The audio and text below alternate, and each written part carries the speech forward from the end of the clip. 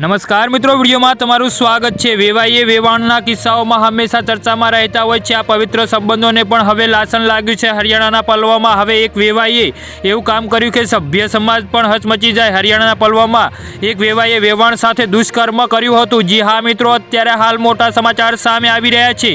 એ પણ એકવાર નહીં અનેકવાર વેવાઈએ પહેલાં તો તેના ઘરે જઈને અને બાદમાં હોટલોમાં જઈને અનેકવાર વેવાણ સાથે દુષ્કર્મ આચર્યું હતું। પ્રાપ્ત માહિતી અનુસાર આ કિસ્સો હરિયાણાના પલવનો છે।